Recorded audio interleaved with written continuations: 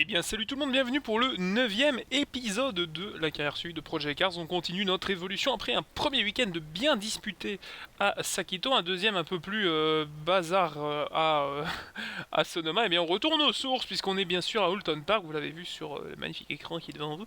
Donc on est j'allais dire Sonoma, à Houlton Park, pardon, et on va retourner là où tout a commencé pour nous lors du premier épisode, à savoir notre championnat britannique national. Donc voilà. On va s'élancer pour la séance qualificative et on va juste vérifier qu'au niveau des setups on est bon. Allez, à nous la piste. Alors il fait sombre en météo, alors je sais pas si ça inclut de l'humidité. Alors c'est pas nuageux, c'est sombre, donc il va juste, je pense, ne pas faire clair. Donc jusque là, si ça se contente de ça, moi ça me va. On monte en piste. Alors comme on est en championnat du monde, j'imagine qu'on va avoir cette fois-ci une autre version de ce superbe tracé d'Houlton Park, qui est un de mes préférés d'Angleterre. Toujours le gauche de Cascade, et je pense que cette fois-ci on va se contenter une nouvelle fois de la version courte du tracé, puisque voilà, l'épingle est ici. Et on arrive tout trou bloqué au bout, forcément les pneus sont froids, vous me direz. Allez, donc on connaît bien la voiture, cette fois-ci on connaît bien la piste, il n'y a pas de raison qu'on fasse un mauvais week-end, et on va peut-être déjà bien se mettre à l'abri au niveau du championnat. Je sais pas combien il y a de manches, j'ai pas fait attention, je pense que c'est la dernière, si je ne dis pas de bêtises, l'avant-dernière du championnat, et on aura terminé notre première saison. Alors je sais pas où on va aller après, on verra tout ça en temps voulu. Pour l'instant, eh bien, l'objectif ce sera de réaliser 2 tours chrono de qualité pour faire eh bien, peut-être déjà le week-end parfait. Ce serait bien, on n'a pas encore fait de week-end parfait, c'est-à-dire 2 victoires, 2 records du tour en piste et la pole lors des 2 manches. Donc ça, ce serait vraiment excellent. Ça nous ferait nous envoler au niveau du championnat.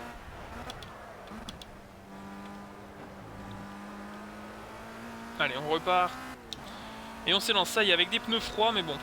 On est obligé d'attendre 2 tours, c'est la règle ici à Houlton Park, surtout dans des conditions pareilles. J'ai bien réduit la pression de mes pneus pour essayer de les faire chauffer un petit peu, mais on va voir ce que ça donne, allez. Ce sera peut-être, je pense, déjà un tour de sécurité.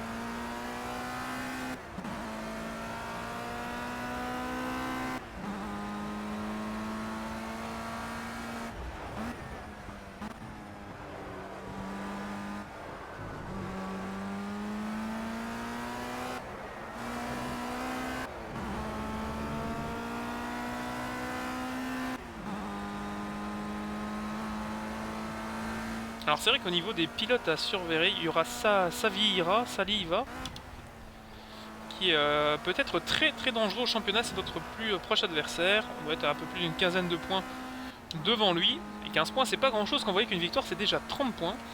Donc il faut qu'on prenne les petits points où on peut les prendre, donc à défaut peut-être de remporter les 2 courses, alors que le brouillard maintenant fait son apparition sur Houlton Park. Et nous, on complète notre premier tour. Il va nous rester 1,6 litre de carburant. Donc on va aller chercher les derniers centilitres. Et on est 10e, attention. Les derniers centilitres de ce run. Après on pourra peut-être encore en faire un autre. Attention, devant à un autre pilote qui se présente. On pourrait nous ralentir dans notre tour chrono. Alors que là on a un survirage terrible. Par contre on pourrait... Non, l'utiliser, j'allais dire, pour l'aspiration, mais on a complètement foiré notre passage de rapport de boîte. Alors quelque chose qui est vraiment pas mal, mais qui est un bug du jeu duquel beaucoup de monde profite, c'est qu'en fait... Oh, attention. Sur les monoplaces, quand les monoplaces touchent les freins, eh bien vous avez le reflet du feu arrière qui se met en place sur le sol et qui fait office de frein. Donc ça peut vous donner un repère de freinage pour vos adversaires, chose qui n'est normalement pas possible puisque les monoplaces n'ont pas de feu arrière pour freiner. Voilà, c'est plutôt intéressant. Ce bug, alors ça n'a pas encore été corrigé. Je sais qu'il y a le patch 1.4 qui va être bientôt développé. Au moment où je tourne cette vidéo, il n'en est rien. Et on attend aussi les DLC. Alors peut-être que tout ça sera sorti, etc. Puisque je fais des salves d'enregistrement. Vous avez eu les 5 premiers enregistrements, les 5 premiers épisodes qui faisaient partie du premier enregistrement. Et ici c'est le deuxième. Bon, le 6ème est un ovni dans la carrière, hein, puisqu'il a été tourné sur 2 semaines, vraiment, vous savez tout. Et on va de nouveau faire un très mauvais tour. Et on fait le 8ème temps malgré tout, en améliorant de 6ème. Donc il va nous rester un run de 4 minutes 20, donc il va nous rester un run et le carburant se fait léger. Donc on va rentrer, on va essayer de ressortir une dernière fois.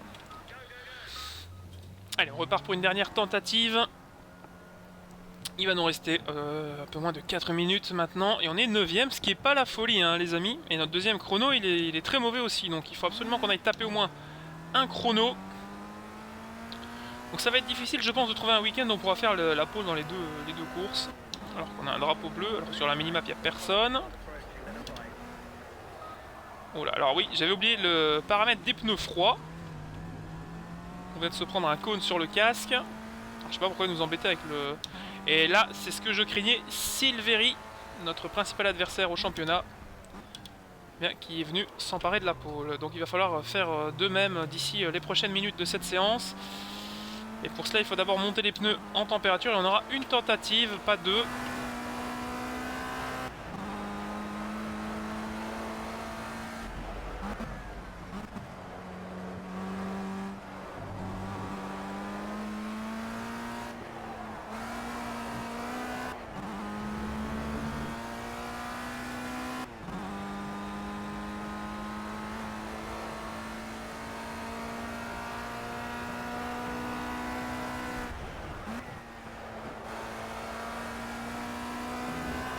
C'est surtout qu'il ne faut pas faire de faute.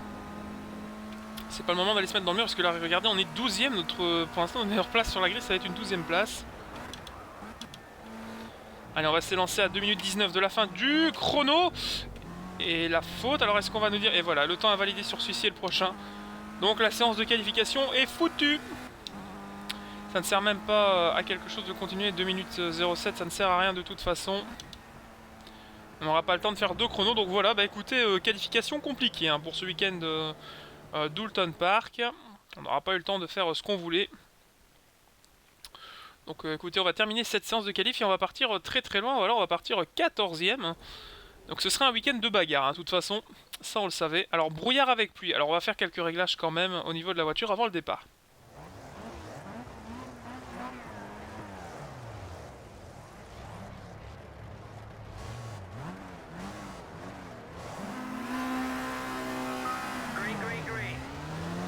Et on démarre cette manche ici à Oulton Park, c'est très très bien parti, on a pris un excellent envol alors que la pluie et le brouillard se sont invités bien sûr pour la première manche, ici la manche sprint de 3 tours et on va essayer de conserver cette position. On est déjà 9ème aux côtés de Ramiro Correa qu'on a côtoyé de trop près peut-être même au niveau de la manche de Sonoma. Et on est en sous-virage complet ici au niveau de Cascade. Mais ça va, on arrive à relancer la voiture. Est-ce qu'on s'est changé de ligne? Heureusement, il n'y avait personne à gauche. Je me suis fait extrêmement peur. Il va nous resserrer. Il va aller nous tasser Correa. Décidément, ce pilote est vraiment vicieux. Et on va se contenter de la ligne extérieure, peut-être. Pour l'épingle ici, on va éviter le contact et on va aller éviter également les cônes et remonter sur la piste sans problème. Alors que devant les deux voitures de la même équipe, c'est Santiago Martinez et Bob Harris, hein, rappelez-vous le 10 et 11, les deux pilotes qui nous avaient fait quelques sueurs en tout début de championnat à Sakito. On passe le S ici, on est 7ème, c'est un bon retour pour cette première manche. Allez, il faut réussir à passer ici à l'extérieur, on va mettre 4 € au-delà du vibreur et ça nous aide à nous relancer, on est sur une trajectoire un peu plus intérieure et on va gagner la place de Bob Harris. Pour le coup, on est donc maintenant 6ème derrière Santiago Martinez. Et beaucoup d'eau hein, dans cette partie-ci du tracé. C'est dur de voir où il faut mettre les roues pour ne pas se faire piéger par la piste britannique. Et on va compléter déjà la première partie de cette manche. Et on récupère la voiture à la limite. Le premier tour de piste au 6ème.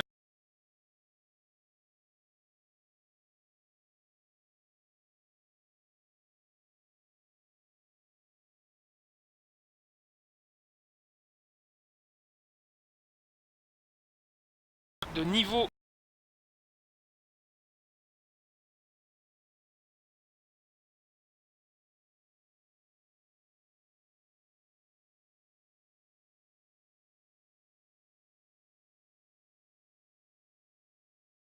Martinez que l'on peut peut-être aller chercher au freinage ici. Voilà, il est très mal relancé, c'est un petit souci de l'IA malheureusement. Et on prend maintenant la place dans le top 5 derrière Nick Ward. Nick Ward certainement un local de l'étape à la consonance de son nom. La monoplace rouge. Oh là là, et nous on est en délicatesse la plus totale avec la voiture qui est beaucoup trop rigide. Pour des conditions de pluie. Alors, les conditions de pluie qui sont un peu calmes, on voit un peu plus clair. Le peloton est un peu plus parsemé en tête de course. Alors n'oubliez pas qu'il y a toujours le point accordé au pilote le plus rapide en piste. Et pour cela il faut tenir 3 tours. Et attention, on va réaccélérer sur le vibreur. Ça aurait pu être très très cher payé. Et le sous-virage complet ici. Ce dernier virage qui me pose vraiment beaucoup de soucis. Au niveau de l'adhérence, attention, Nick Ward qui s'échappe un petit peu devant. Et derrière, c'est Santiago Martinez qui se place à l'intérieur pour tenter peut-être quelque chose. Dans le premier virage, je ne le vois pas, il est là, on va le laisser passer. Voilà, on ne va pas jouer les super-héros, ça ne sert à rien. De toute façon, au championnat, Martinez n'est plus vraiment un danger. On peut de toute façon le réattaquer. Et attention aux températures de pneus là, qui sont en train de s'énerver un petit peu. Pour l'arrière gauche, ça commence à chauffer. On demande peut-être un peu trop à la voiture. On va perdre en adhérence. On doit être au-delà des 110, 115 degrés pour le coup. Alors Martinez, qu'on va peut-être prendre ici à la sortie de l'épingle. Et on ressort bien mieux, bien sûr. Est-ce qu'on peut aller porter une attaque? Ça va être compliqué de placer la voiture, mais on y va quand même, tant qu'on y est. Portons cette attaque. Mais ça va pas passer, et il se remet juste devant nous. Il se remet juste devant nous. Alors là, ça aurait pu être le drame si nos deux roues s'étaient touchées. Et la pluie qui a cessé de tomber sur Oulton Park maintenant. Donc on va voir un petit peu plus clair, ce qui explique aussi le réchauffement des gommes sur toutes les monoplaces, surtout donc l'arrière gauche qui souffre particulièrement. Attention dans les virages à droite comme celui-ci qui pourrait être traître en cas de perte d'adhérence. Pour l'instant on s'en sort bien et regardez, on arrive à reprendre même un petit peu de gap à la voiture de devant et ce serait bien de réintégrer le top 5, mais il va rester une tentative. Est-ce qu'on va tout risquer pour une position? Je pense qu'on va se contenter de cette 6ème place pour l'instant.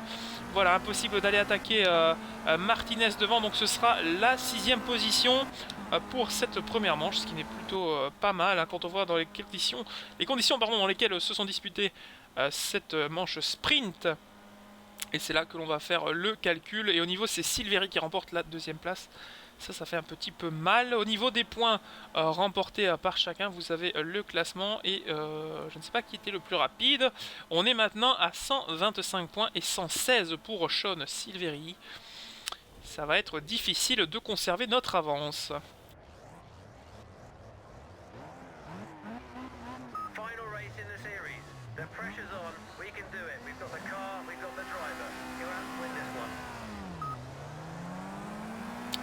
Alors que l'embrayage a failli nous jouer un vilain tour, on arrive à prendre l'avantage au départ, on est pas mal. C'est notre dernière course de la saison et il va falloir, notre dernière course avec ces Formula Rookie, il va falloir marquer un grand coup. Ici à Oulton Park, là où tout a commencé, je vous le rappelle. Le brouillard est toujours présent, mais le soleil a remplacé les gouttes de pluie. Donc ça, c'est plutôt cool. On est aux portes du top 10 avec Darren White, qui est maintenant le pilote qui détient cette position. On va essayer de faire le maximum pour gagner des positions. Et notamment cette attaque ici à l'épingle qui était plutôt pas mal. Et on va essayer surtout d'aller chercher... Oh là là, alors qu'il y a des cônes qui volent un peu partout, c'était compliqué. On vient de doubler Bob Harris, on est 6ème avec le souci de l'IA dans ce virage. Et on est derrière maintenant toujours Ramiro Correa hein, qui est notre bête noire de ce championnat. On regardait avec quelle aisance il le jump sur les vibreurs. Alors attention, le numéro 36 ici à l'intérieur, est-ce qu'il va percuter? Oui, il percute le plot, c'est une catastrophe. Le peloton qui coupait en deux suite à la grosse sortie de Ramiro Correa. Alors là, c'était pas du tout prévu. Je lui ai laissé la place, bien de la place, mais malheureusement, il a voulu être trop gourmand et il est allé percuter les pneus, ce qui a divisé tout simplement, scindé le peloton en deux. Alors je ne sais pas si Silveri fait partie de ce peloton. Je vous rappelle que sa monoplace est blanche et orange sur le dessous. Je pense que c'est lui actuellement qui est le pilote 3ème de cette course, alors que là c'est nous qui avons fait n'importe quoi sur le freinage. Là, on a été totalement déséquilibré et on boucle le premier tour de ce dernier meeting.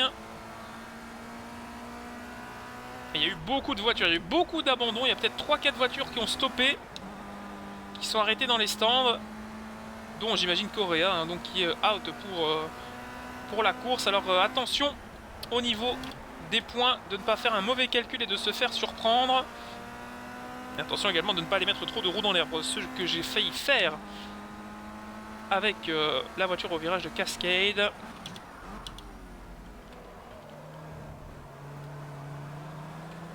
Et on relance, attention, puisque voilà Silveri qui vient de perdre le podium. Silveri qui tombe au 4e rang de cette manche. Attention, ça peut être décisif pour le championnat si d'aventure on vient à passer devant lui.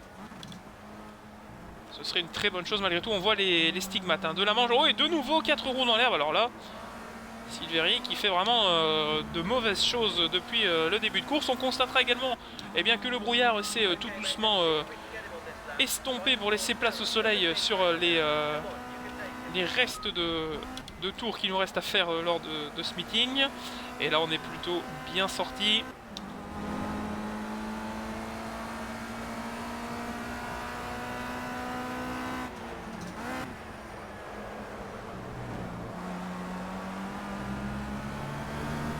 Et on boucle le deuxième tour, ce qui signifie la mi-course dans cette manche numéro 2 de ce week-end d'Oulton Park, alors que le soleil est maintenant bien revenu sur le tracé. Et il y a surtout moins d'une seconde entre nous et le second du championnat qui est juste devant nous et qui tient bien sa 4e place. Allez, ce serait bien d'aller le chercher. Au niveau du rythme, on est dans le rythme, mais pas de quoi s'affoler. Il faudra profiter peut-être de l'erreur du fond, comme ça arrive souvent. Voilà, dans cette épingle-ci. Et là, on s'est complètement loupé au niveau de l'épingle. Et regardez les 4 premiers qui se sont regroupés. Attention, si l'un d'entre eux se loupe à la chicane, ça pourrait faire des dégâts. Et c'est peut-être même ce qui est en train d'arriver. Voilà, attention, il va aller percuter le mur là, c'est pas possible. Et ça nous arrange pas, puisque c'est Santiago Martinez qui vient de laisser la 3e place. Alors qu'il est très très lent, Martinez. Il a laissé la 3e place à Silveri. Et on le touche, Martinez. Ouf. Alors là, on s'en sort très bien. Croyez-moi, parce qu'un contact avec ce genre de voiture à ce niveau-là, soit c'est les 2 voitures à l'équerre, soit c'est l'une sur le toit en train de décoller. Donc là, on s'en est vraiment bien sorti. Attention à ne pas se faire ce genre de frayeur, ça peut nous coûter cher au championnat. Il faut vraiment aller chercher ce pied de podium au moins pour ne pas perdre trop de points.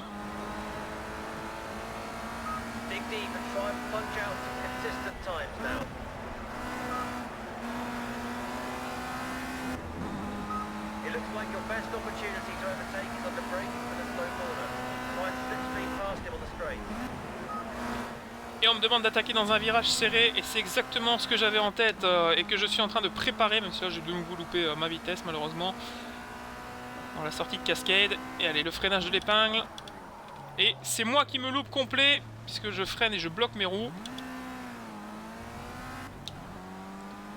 Et c'est moi qui ai tout perdu là. T'auras attention. Derrière, il y a vraiment un gros gap depuis l'accident de Correa, donc ça va.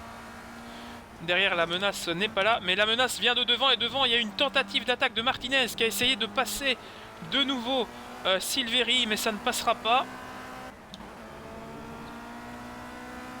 Ça ne passera pas. Alors à nous peut-être d'aller chercher le pied de podium. Je sais qu'on est loin d'ici, mais si on sort bien du prochain droit, eh bien ça peut faire le compte.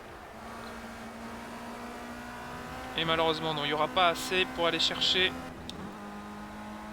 la 4e place. On va se contenter d'un top 5 pour ce week-end qui aurait dû être un grand chelem, mais finalement les conditions météo en ont décidé autrement, ainsi que les qualifications. Et on va terminer à la 5e place ce deuxième round de ce week-end de Doulton Park. Un retour aux sources, et là je vous l'avais dit, où tout avait commencé. Et voilà, les gros points ont été marqués, comme nous le dit notre ingénieur, et c'est Tetsuo Kimura, un autre pilote qu'on a pas mal côtoyé cette saison, qui remporte la course. Alors on va faire un petit peu le total au niveau du classement. On va d'abord voir au niveau de l'épreuve qui a le meilleur tour. Donc c'est bien Santiago Martinez qui pourrait créer la surprise au classement, même s'il n'est pas dans les points, donc pas de souci. Écoutez, ça va être serré. You've won your first championship. Make sure to check your inbox, as you will no doubt have received new contract offers. You can also renew your contract with your current team and stay on for another season. Et bien voilà, vous l'avez lu comme moi, nous remportons le championnat du monde de Formula Rookie. Notre première saison est terminée, voilà. Notre premier trophée qui nous revient dans cette Formula Rookie. Donc on a été champion national, champion d'Europe et donc champion du monde maintenant. Avec ce magnifique trophée qui est vraiment classe avec les lauriers et le petit volant de la monoplace. Voilà, donc premier vrai trophée que nous remportons. On va voir maintenant, donc pour 5 points, hein, les amis, ça s'est pas joué à grand chose finalement. Hein. 5 points face à Sean Silveri. Donc voilà, on n'a pas vraiment de domination, vous le constatez au fur et à mesure des épisodes. Donc ça c'est plutôt cool, on arrive à se battre devant mais ne pas à dominer, faire des courses fleuves où on pilote à 3 minutes devant tout le monde, comme je peux voir parfois. Et c'est plutôt sympa. Alors qu'est-ce qu'on nous propose maintenant? On va vivre ça ensemble. C'est plutôt sympa. Donc bonne chance pour le dernier cours. Donc le calendrier, qu'est-ce qu'on nous propose maintenant? Voilà, donc on a terminé la saison et on va donc passer aux offres de contrat. On va voir ce qu'on peut nous offrir pour la prochaine saison. Donc boîte de réception. Alors, alors intéressant. Offre de contrat. Alors attendez, est-ce qu'on a plusieurs, on a plusieurs offres attendez, donc on a une offre de GT5, du kart et de la Formula Golf et la Formula Rookie. Donc on est condamné à faire de la Formula Golf ou du GT5. Qu'est-ce que vous appelez le GT5 Décrocher de gros succès avec notre Ginetta G40 Junior. Donc un championnat Ginetta Junior. Ça peut être sympa. Le kart, on va oublier tout de suite, les amis, hein, ça c'est clair. La Formula Golf, non. Écoutez, qu'est-ce qu'on fait? On fait du GT5. Donc, dans tous les deux cas, c'est de la Ginetta Junior. Donc Torquay Riders ou Red Raven Racing. Alors, on va voir un petit peu. Ce serait un honneur pour nous de vous engager à piloter Raven. Ah bah, vous savez quoi? On va décider tout ça au prochain épisode. Vous verrez pour qui je piloterai. Et ce sera la petite surprise pour l'épisode prochain. Donc merci d'avoir suivi cet épisode de la carrière de Project Cars. On se retrouve très vite pour la suite. Et on change de division. Donc adieu la Formula Rookie. Et Rookie, pardon, ce n'est pas Adrienne. Non, ce n'est pas la Formula Rookie. Hein, c'est la Formula Rookie, bien sûr. Fallait que je la fasse avant de partir, voilà. Et on se donne rendez-vous donc en GT5 avec une Ginetta. Mais on verra pour qui on pilotera au prochain épisode. Salut les amis!